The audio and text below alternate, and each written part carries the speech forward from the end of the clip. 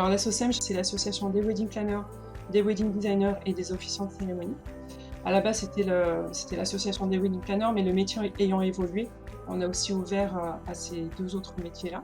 Et donc à travers cette association-là, on a voulu aussi démontrer qu'on fait un vrai métier qui nous occupe à 100% et qu'on n'est pas là juste pour s'amuser le jour d'un mariage. L'association est gérée par des bénévoles, que ce soit au niveau du bureau euh, que dans les régions ou autres, parce que l'association est répartie en régions et en métiers. Donc tout ça est géré par des bénévoles, donc effectivement, il faut qu'on jongle avec nos activités. Hello et bienvenue dans Carnet de Noces, le podcast dans lequel des wedding planners à succès nous racontent leur histoire. Je suis Benjamin Turc, le fondateur de Planners, la plateforme dédiée aux organisateurs de mariages français. Aujourd'hui, j'ai le plaisir de recevoir Virginie Mention. Elle gère l'agence Cérémonies, une agence qui aide les couples à organiser leur mariage, mais elle est également cofondatrice et présidente de l'ASSOCEM, la seule et unique association française dédiée au métier de wedding planner, mais également au métier d'officiant de cérémonie, de wedding designer. Elle aide à promouvoir le métier, à le professionnaliser, elle aide les membres à tisser des liens entre eux. Bref, c'est une belle mission qu'elle va nous décrire dans cet épisode. Et d'ailleurs, à la fin de cet épisode, tu en sauras beaucoup plus sur comment adhérer, ce qui se passe au sein de l'ASSOCEM. J'espère que ça va te donner envie d'ailleurs d'adhérer, puisque vraiment c'est une très belle association et je recommande à tous les wedding planners d'y adhérer sans réserve. Allez, sans transition, je te laisse avec ma discussion avec Virginie. Bienvenue Virginie, je suis ravi de te parler aujourd'hui dans ce nouvel épisode de Carnet de Noces. Aujourd'hui, on va surtout parler de l'association que tu as cofondée, que tu co-diriges. Je ne sais pas comment on nomme les membres des bureaux quand on est dans le cadre des associations, mais je crois il doit y avoir président, secrétaire ou des choses comme ça. Enfin, tu vas nous en parler juste après. Là, ce que je vais te demander déjà, c'est de te présenter, de dire qui tu es, ce que tu fais, depuis combien de temps, etc., histoire que tous les auditeurs qui ne te connaissent pas encore puissent savoir qui tu es. Oui, bonjour Benjamin, merci de l'invitation. Je suis ravie d'avoir l'occasion de parler de la SOCEM. Donc je m'appelle Virginie Mention, je suis donc effectivement la cofondatrice de la SOCEM. On a été deux personnes à fonder cette association et j'en suis depuis 2021 la présidente. Je suis aussi wedding planner. Donc j'ai créé mon agence qui s'appelle Cérémonies donc depuis 2009. Donc ça va faire bientôt 13 ans.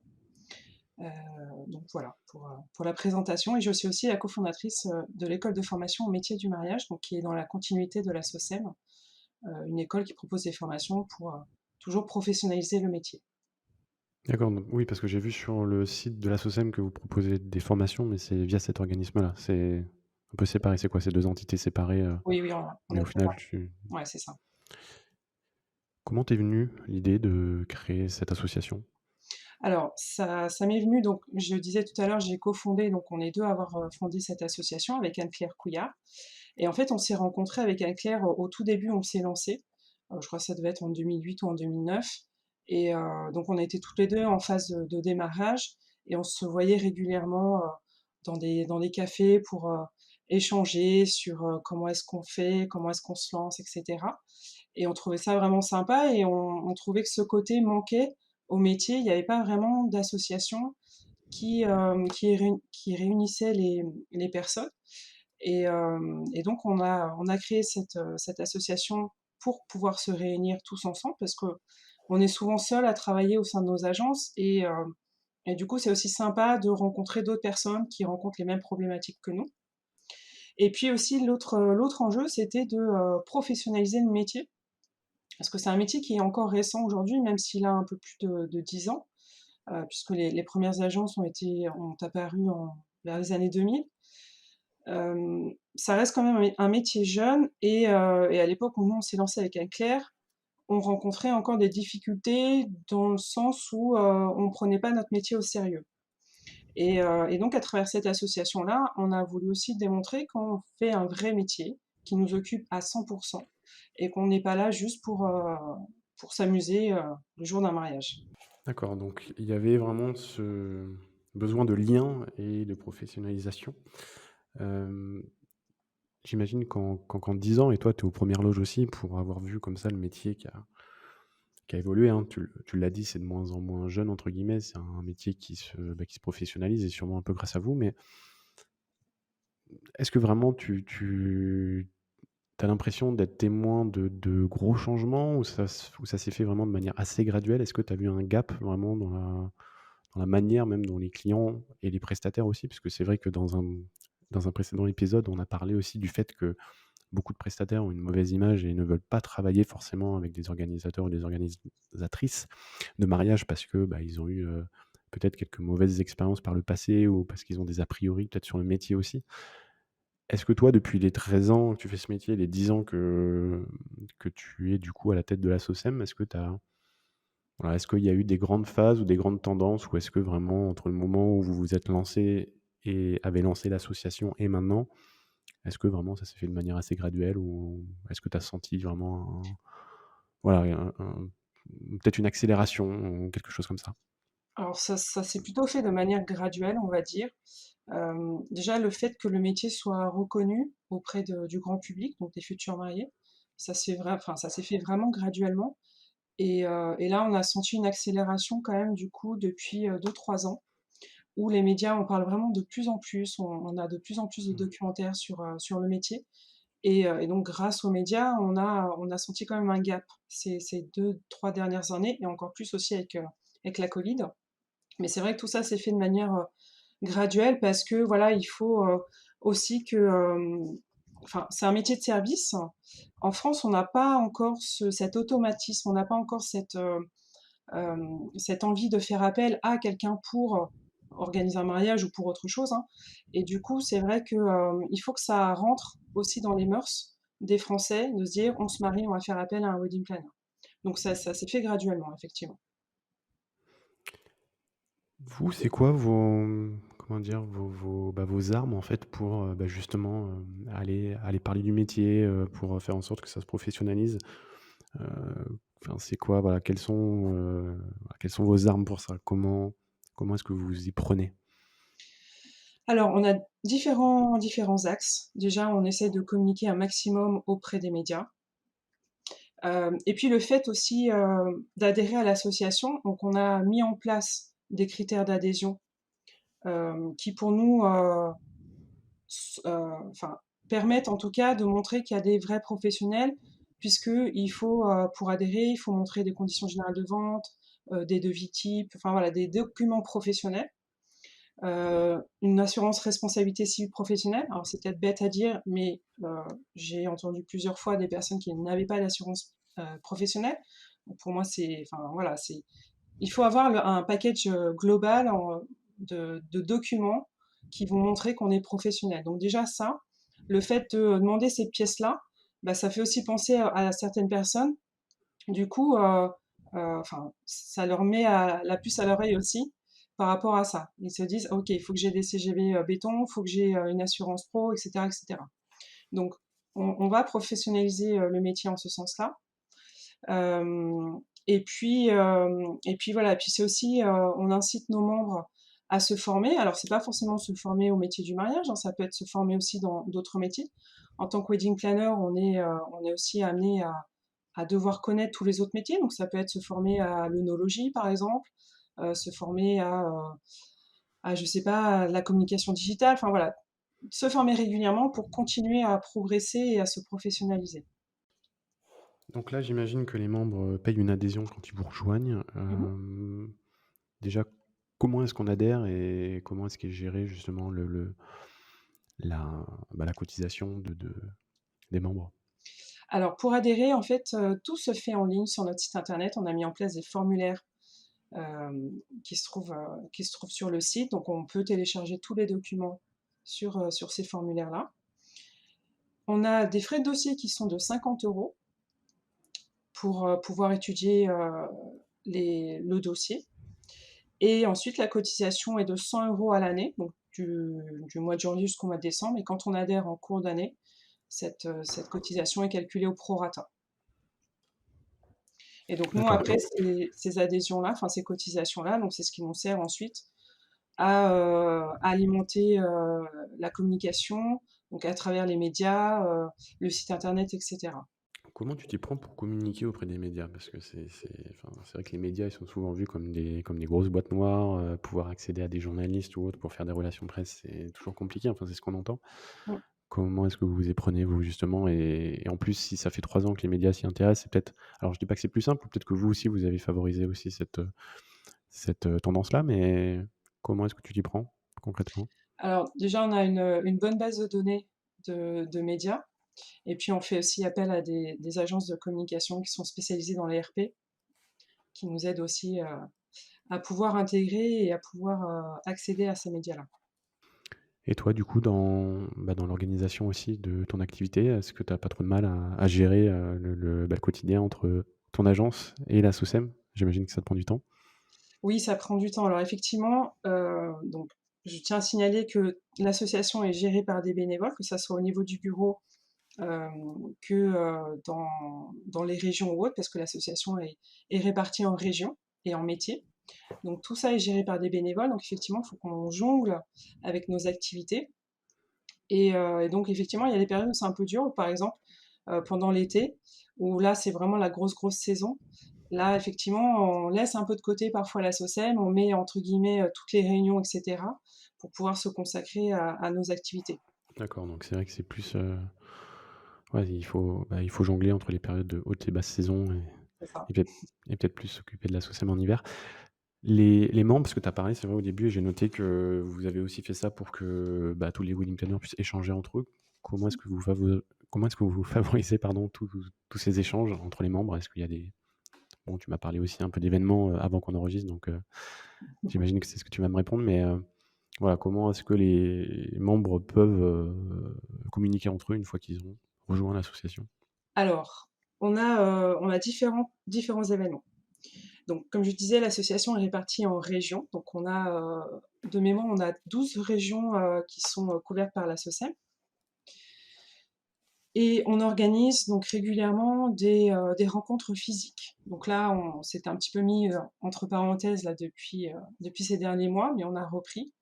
Donc l'idée, c'est de se rencontrer tous les mois. Alors l'association, j'ai pas précisé, mais c'est l'association des wedding planners, des wedding designers et des officiants de cérémonie. À la base, c'était l'association des wedding planners, mais le métier ayant évolué, on a aussi ouvert, à ces 2 autres métiers-là. Donc ce sont des rencontres, locales, physiques, qu'on organise et on organise aussi des visioconférences, tous les mois ou tous les 2 mois par métier. Comme ça, on peut aussi se parler interrégions, entre métiers, et donc c'est assez intéressant parce qu'on échange sur, pas mal de choses. Et puis on a aussi le gros événement annuel, qui est le séminaire de la SOCEM, qui lui est ouvert aux membres et aux non-membres et qui cette année va se dérouler le 25 et le 26 novembre. Et donc là, c'est D'accord. vraiment l'événement incontournable à ne pas louper, où on se voit tous et toutes en physique sur Paris. Et donc c'est aussi une journée de conférences. Conférences donc à la fois, enfin plutôt business on va dire, qui sont vraiment là. Enfin c'est vraiment des journées qui sont reboostantes. Et là on en aura vraiment besoin cette année.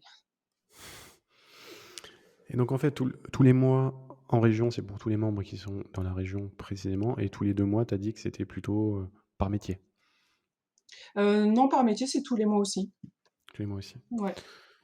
Et c'est marrant parce que c'est vrai que tu as dit que que le métier avait évolué, que maintenant, au-delà des organisations de mariage, on voit aussi qu'il y a des officiants de cérémonie laïque peut-être qui en font peut-être leur activité principale, je ne sais pas si Mhm. c'est enfin, si c'est ce que tu veux dire, et des wedding designers.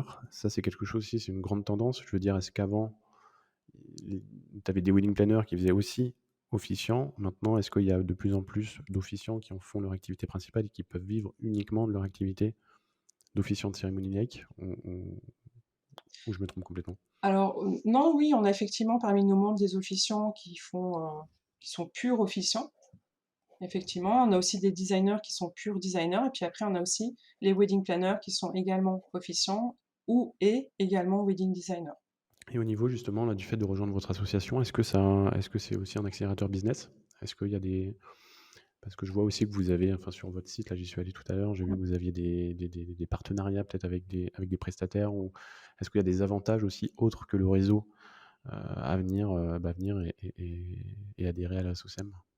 Alors effectivement, en fait, alors je dirais pas c'est un accélérateur de business parce que c'est pas ce qu'on met en avant non plus, mais effectivement donc chaque membre a sa propre fiche sur le site internet, donc il y a une mise en avant, des membres, donc ça aussi, ça a bien contribué au référencement du coup, du site internet du membre. Hem, Après je sais qu'il y a des futurs mariés qui, arrivent sur le site de la SOCEM, qui piochent parmi les membres, heu, du coup les personnes qu'elles vont contacter. On a déjà eu plusieurs couples, qui nous faisaient le retour en nous disant: «Voilà, on a choisi notre wedding planner, Mmh. notre officiant, notre wedding designer parmi vos membres et on ne contacte pas de professionnels par ailleurs». Parce que voilà, pour nous, c'est aussi un gage de sécurité et de professionnalisme. Et après, effectivement, en adhérant à la SOCEM, on a aussi des partenariats avec des prestataires ou avec des services ou autres. Effectivement, on essaie de négocier dans la mesure du possible. Voilà, il faut que ça soit gagnant-gagnant pour tout le monde, à la fois pour la personne, enfin le prestataire, et pour le membre. OK, donc il y a de la visibilité, il y a aussi certains couples qui viennent chez vous, Mm. directement. Est-ce que c'est des demandes que tu arrives à chiffrer? Est-ce que tu sais à peu près combien tu as de demandes qui tombent, tous les mois vers vos membres? Alors non, parce qu'en fait, on a dévié le système dans le sens où on ne contacte plus directement la SOCEM, mais on contacte le membre. Donc on n'a pas de retour, mais en tout cas, voilà, il y a cette visibilité-là qui est possible, mais encore une fois, c'est pas quelque chose qu'on met en avant, parce que pour nous, c'est pas non plus c'est pas le but de la SOCEM. C'est pas d'apporter du Mmh. business aux membres, c'est surtout d'avoir ce réseau-là et de leur apporter un certain, un, pas un professionnalisme, mais un peu plus de valeur, on va dire. Combien vous avez de membres à l'heure actuelle? On a 130 membres aujourd'hui. Généralement, voilà, ceux qui nous quittent, c'est ceux qui arrêtent leur activité, parce qu'il y en a, voilà, des changements de vie ou autres. Mais Mmh. effectivement, on a plutôt des membres fidèles et je les en remercie. Et tu estimes, à combien d'ailleurs le nombre de wedding planners en France? C'est une question que je me suis souvent posée. On voit certains chiffres à droite à gauche, toi, sachant que tu es vraiment Mm. plongé dedans, est-ce que tu as une idée assez précise? Alors, on a essayé de recenser effectivement le nombre de wedding planners et on estime qu'il y a entre 800 et 1000 agences sur toute la France. Sachant qu'il y a quand D'accord. même beaucoup de turnover parce que même s'il y a beaucoup de créations, il y a aussi beaucoup de fermetures tous les ans. Vous avez des objectifs, vous, en termes de nombre de membres ou autre? Non, on se donne pas d'objectif. Après, bien évidemment, plus on sera nombreux et plus on aura de poids pour, encore une fois, pour professionnaliser le métier et dire, on fait un vrai métier.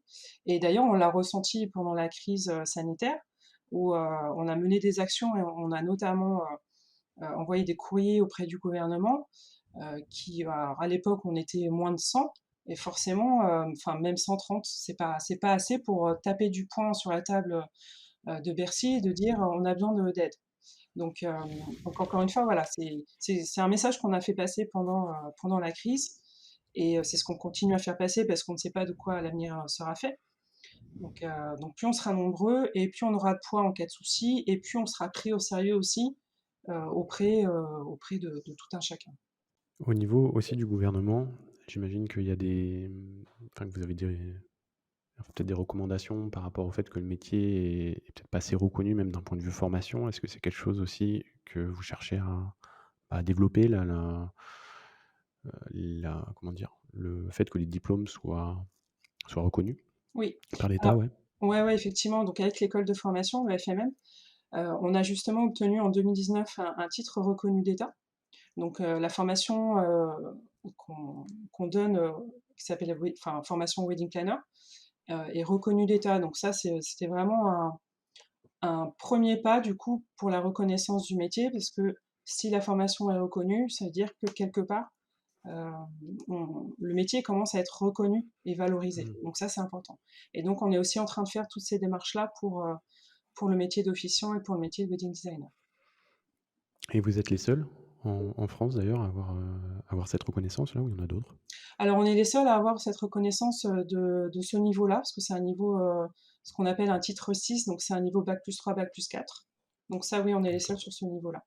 Vous devez aussi avoir pas mal de prestataires qui viennent se former chez vous, et du coup la suite logique, c'est aussi d'adhérer, Oui, j'imagine, à l'association, quoi? Oui, c'est sûr que, voilà, toutes les personnes qu'on voit en formation, on les incite à adhérer. Après, on leur met pas non plus le couteau sous la gorge. Mais voilà, l'idée, c'est aussi en adhérant, on continue aussi à apprendre des autres, à demander de conseils, et cetera. Donc on continue à évoluer. Mais enfin, même moi, hein, j'aime bien aussi discuter avec des personnes qui sont assez récentes dans le métier parce qu'elles apportent aussi leur œil nouveau et je trouve ça intéressant. Donc on évolue tous ensemble en fait finalement. Et vous avez un espace aussi en ligne où vous pouvez vous retrouver, je pense à un groupe Facebook, une Ouais, chaîne sur Slack par exemple? oui, on a un groupe Facebook effectivement, un groupe privé où D'accord. on peut échanger. Puis après, on a mis en place des systèmes de Google Groups où on peut aussi discuter si on a besoin. C'est plus de l'échange d'informations, mais on a effectivement un Facebook. Bon, bah, je pense que là, si on n'a pas envie d'adhérer, c'est que vraiment on a on n'a pas écouté, on n'a pas assez écouté le podcast. Heu, non, non, mais c'est vrai que c'est bien parce qu'au moins, bah, ça centralise et c'est vrai que vous êtes un peu le guichet unique en fait. Enfin, je j'ai pas eu vent de d'autres associations qui étaient, qui avaient le même objectif. Bon, après, on s'adresse vraiment à une c'est un secteur, c'est vrai, tu l'as dit, qui est encore assez restreint, assez petit. Comment est-ce que toi, tu vois le métier évoluer, d'ici les 5-10 prochaines années? Est-ce que tu penses que la tendance va encore s'accélérer ou est-ce qu'on va rester selon toi sur une tendance assez linéaire de progression? Je pense que le métier va s'accélérer effectivement, dans le sens où ça va être de plus en plus demandé par les futurs mariés. Ça va vraiment répondre à un besoin des futurs mariés parce qu'on se marie de plus en plus tard. Là, on est sur une moyenne entre 35 et 40 ans. Donc Mmh. forcément, on est bien établi dans sa vie, on n'a pas forcément le temps, on a des enfants, etc. Et ça va devenir de plus en plus une évidence pour les futurs mariés de faire appel à un wedding planner. Et donc pour moi, le métier va évoluer en ce sens et peut-être qu'il y aura d'autres choses aussi qui vont venir, mais en tout cas, oui, je pense que c'est un métier d'avenir. Tu parlais de normes aussi sur ton site, enfin sur votre site Mhm. de de la SOCEM, que vous avez élaboré, certaines normes. Est-ce que tu peux nous en dire plus aussi par rapport à ça? Alors c'est une charte de déontologie qu'on a mis en place et à laquelle on s'engage en devenant membre. Alors je l'ai plus en tête exactement, mais en gros c'est ne pas faire de concurrence déloyale, ne pas piquer les idées de la copine d'à côté. La SOCEM c'est vraiment, on se parle entre consoeurs et pas entre concurrentes, hein. Et ça c'est important, c'est un état d'esprit où on est vraiment assez ouverte et ouvert aussi parce qu'on a des hommes. Et, et du coup voilà, donc la charte reflète aussi cet esprit-là. Et donc toi, du coup, quand tu t'adresses à ces jeunes wedding planners qui vous rejoignent, est-ce qu'il y a des schémas souvent que tu vois qui sont reproduits ou des erreurs ou des façons de faire qui sont, ouais, qui sont spéciales et qui sont à corriger souvent par ceux qui découvrent le métier? Ce que je constate souvent, c'est que on prend pas assez au sérieux ce côté chef d'entreprise, parce que pour être wedding planner, il faut être chef d'entreprise. Et je pense que c'est ce côté-là qui est pas forcément pris, pas pris au sérieux, mais auquel on s'attend pas. Et là-dessus, on insiste vraiment fortement sur le fait que on peut être une bonne wedding planner, mais pas forcément une bonne chef d'entreprise. Donc, il faut se faire aider pour ça. Euh, et pourquoi pas aussi se former sur certaines choses. Mais en tout cas, il faut vraiment avoir cet esprit-là en tête.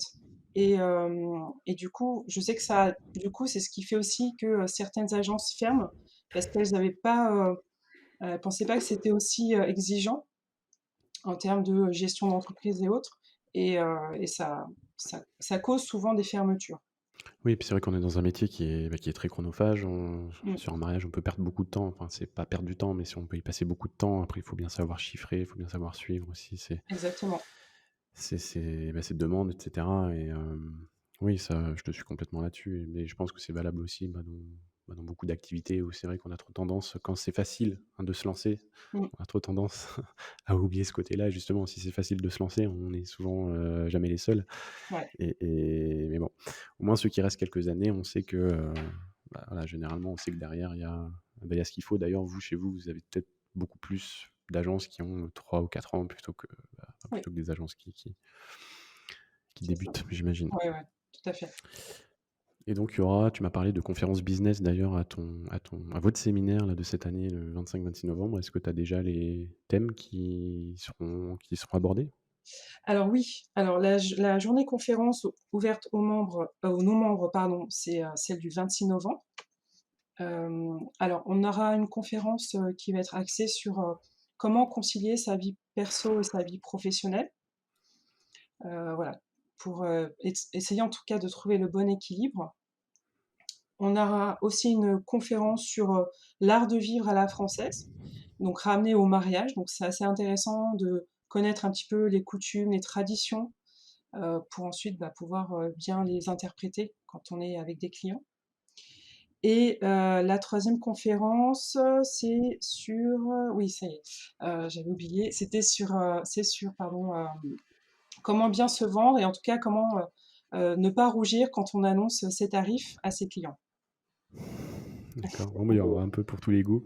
C'est vrai que j'imagine que la conciliation entre la vie professionnelle et la vie personnelle, c'est quelque chose qui doit être assez délicat. En plus, souvent, c'est vrai, il faut se le dire, c'est un métier qui est fait par des femmes, souvent des mères de famille, et quand on travaille les week-ends, et puis souvent de manière assez intense, c'est vrai que derrière, il faut pouvoir bien jongler avec la vie de famille et ça doit pas être très simple. C'est ça. On va aborder tout de suite le dernier segment du podcast. En plus, je vois qu'on est dans les temps. Tu m'as dit que tu étais assez pressé. Euh, alors, j'ai une question, mais qui est assez semblable à celle que je t'ai posée tout à l'heure. C'était de savoir si toi, tu voyais, enfin, s'il y avait des mauvais conseils souvent que tu entendais dans le domaine de l'organisation de mariage. Donc, ça peut être sur n'importe quoi, hein, sur le business, sur la partie vraiment pure et dure de l'organisation d'un mariage. Est-ce qu'il y a des idées reçues, toi que tu entends assez Alors, régulièrement? l'idée reçue que j'entends souvent, c'est que, enfin, c'est les futurs mariés qui le disent, c'est qu'on n'a pas besoin de wedding planner, on peut tout organiser soi-même. Et après, du coup, ils se rendent compte, à la fin de leur mariage, donc c'est trop tard, que finalement, une wedding planner n'aurait pas été de trop. Parce que quand on se lance dans l'organisation d'un mariage, eh ben, on n'a pas idée de l'ampleur de la tâche qui nous attend. Donc ça, malheureusement, voilà, c'est quelque chose sur lequel on essaye de travailler aussi en, en communiquant sur voilà, l'ampleur que peut prendre un mariage. Mais c'est vrai que c'est souvent voilà, quelque chose qu'on entend malheureusement. Ouais, et puis en plus, il y a un biais cognitif là-dessus qui dit que moins on en sait, moins on est compétent et plus on a l'impression que c'est facile. Oui, Et inversement, plus on est compétent et plus on a l'impression de pas savoir faire. Et, c'est ça. et c'est vrai que c'est aussi contre ça qu'il faut lutter, un peu comme Ouais, celui qui irait peindre un mur, pensant que c'est hyper simple, qu'il faut juste mettre un coup de rouleau et puis c'est fini. Mais ouais, et ouais, du coup, bah oui, ça c'est vrai que c'est compliqué. Après, c'est vrai que et c'est aussi pour ça, je pense que c'est compliqué, puis peut-être même ouais, avec notre mentalité, nous, de Français, que de vendre, c'est pas un point de douleur en fait. Hein, au moment où on y pense et au moment où on veut organiser son mariage, on pense plus à l'événement qui va être cool, plutôt qu'à toute la phase d'avant qui va être d'organiser. Oui, c'est vrai qu'on a du mal à imaginer et c'est bon, parce que vendre un aspirine, c'est très simple, on a mal à la tête et on veut ne plus avoir mal à la tête. Vendre, de l'économie de temps pour les gens, c'est très peu palpable en fait. Il y a pas trop de douleur en fait, encore, hein, sur le moment présent. Je pense qu'il y en a à la fin du mariage, ouais, quand on s'est rendu compte que c'est pas à la hauteur de nos attentes. Mais le problème généralement, c'est qu'à ce moment-là, il est trop tard. Donc c'est aussi ça, je pense vraiment la complexité aussi, c'est que, non seulement nous, oui, on a pas cette mentalité-là de toujours faire appel à des coachs, à des prestataires mm, de services pour nous faire gagner du temps et puis surtout pour que ce soit mieux fait aussi. Parce que je pense qu'il n'y a pas que l'économie de temps, il y a aussi le fait qu'on va sûrement avoir des meilleures prestations, peut-être un meilleur traiteur, puisque la wedding planner aura des contacts, mm, etc. Et c'est pas, voilà, c'est pas simple à mettre en avant, quoi. ouais. Et du coup, on est aussi en train d'éduquer entre guillemets les futurs mariés. Ça fait plusieurs mois qu'on travaille sur la rédaction d'un livre blanc dans lequel en fait on va pour chaque métier on va leur dire voilà un wedding planner telle est sa prestation, voici ses tâches, euh, voici ce à quoi vous devez vous attendre à minima pour une prestation d'organisation de A à Z, donc pour leur dire en fait euh, en gros ouais ça va montrer aussi combien de temps on passe sur l'organisation d'un mariage et aussi les tarifs à minima parce que combien de fois j'ai entendu des futurs mariés se plaindre et se faire arnaquer par des wedding planners qui avaient pris 1 000 € pour une prestation complète. Donc voilà, c'est du coup à travers ce livre blanc, on va essayer d'éduquer encore une fois entre guillemets les futurs mariés et du coup voilà encore une fois bien définir les métiers et bien définir en gros ce qu'est un wedding planner professionnel. Bon, bah, tu m'enverras le lien une fois qu'il sera sorti, comme ça on le mettra Avec en avant plaisir. aussi de notre côté. Est-ce que toi, dans ton activité, il y a un outil, il y a un logiciel dont tu ne pourrais pas te passer, qui te permet de gagner du temps ou qui te permet de mieux faire les choses voilà. Est-ce qu'il y a un outil que tu utilises au quotidien dans ton activité? Là, je parle de wedding planner. Mm. C'est plutôt c'est pas un outil, mais c'est un matériel, c'est mon téléphone portable. Parce que je suis beaucoup en déplacement et je serais assez perdue sans téléphone portable parce que du coup, pendant mes déplacements, je continue à travailler en off sur le téléphone. Euh, donc ouais, c'est le téléphone portable. Et c'est quoi les apps que tu utilises le plus sur ton téléphone? Oh, ça va être la messagerie, ça va être le WhatsApp, c'est Voilà. principalement ça. Ok, donc, ok. Et tes outils de gestion, tu en as aussi, j'imagine, quand même? Gestion de vie Alors, commerciale. moi, je travaille un peu à l'ancienne avec le Word et l'Excel, donc ça va être ça. Donc, c'est les outils. Enfin, moi, du coup, j'ai mis en place des outils à travers Word et Excel. Ouais. D'accord. Ok. La grande tendance, selon toi, des années à venir, alors ça c'est plus aussi du côté mariage, est-ce qu'il y a des grandes tendances qui se dégagent? Alors, enfin, la tendance avait commencé avant la crise du Covid, mais on a une tendance à aller vers des mariages plus authentiques, dans le sens où on sent que les futurs mariés n'ont plus envie d'avoir des gros mariages pour faire plaisir aux parents qui vont inviter les copains, les copines, etc. On est plus sur des mariages authentiques, donc peut-être plus intimistes, mais et qui vont ressembler davantage aux futurs mariés. Et ça c'est déjà, enfin moi en tout cas, je l'ai déjà ressenti avant la crise, et avec la crise, ça s'est accentué justement pour des raisons de restriction, mais du coup, voilà, c'est ce qu'on ressent. Oui, c'est vrai qu'on n'invite plus l'ami du cousin des parents et au vin d'honneur et on se retrouve à 500 et puis 50 derrière au repas. Ah ouais, d'accord. Et puis c'est peut-être aussi enfin moi j'ai dans la tête aussi des événements qui durent peut-être plus longtemps sur un week-end, donc avec moins de monde mais plus longtemps plutôt Ouais, qu'un gros événement qui dure qu'une seule soirée avec plein de monde quoi. ouais, c'est ça. On est plus sur un événement à part entière. C'est plus le mariage, c'est plus simplement une jolie fête et une bonne bouffe. C'est vraiment, il y a un univers. Souvent, les mariés créent un univers et effectivement, c'est de plus en plus, on fait ça sur 2, 3 jours parce qu'on a envie de prolonger l'événement et les festivités. Où est-ce qu'on peut te retrouver en ligne, alors toi, ton agence et la SOCEM? Sur le site, c'est ça, tu veux dire? Ou... Voilà, site ou Oui. enfin s'il y a un endroit vraiment privilégié où on peut te contacter. Eh ben, on peut me contacter via le site de la SOCEM, donc c'est assocem.org. OK, bah, merci à toi, Bah, merci Virginie, beaucoup, pour le temps que tu m'as avec consacré. plaisir. Donc là, je pense qu'on en sait beaucoup plus sur la SOCEM. De toute façon, si les gens veulent en savoir plus, on mettra tous les liens dans les notes de l'épisode. Donc vous avez un site, j'ai vu, c'était assez bien expliqué. Il y a même les liens vers les différentes formations, même un annuaire des membres, et cetera. Donc Mmh. Ouais, le site est c'est bien assez fait, complet. est complet, ouais. Ça présente aussi, parce que j'ai pas eu l'occasion, mais ça présente aussi toutes les personnes qui font partie de l'association, donc les membres du bureau. On est 3 et puis toutes les responsables de région et les responsables métiers. Tout est bien expliqué. OK, ça marche. Bah, merci à toi. Je te souhaite une bonne fin de journée, une bonne continuation et puis sûrement Merci, à très vite. à toi aussi, à bientôt. Salut.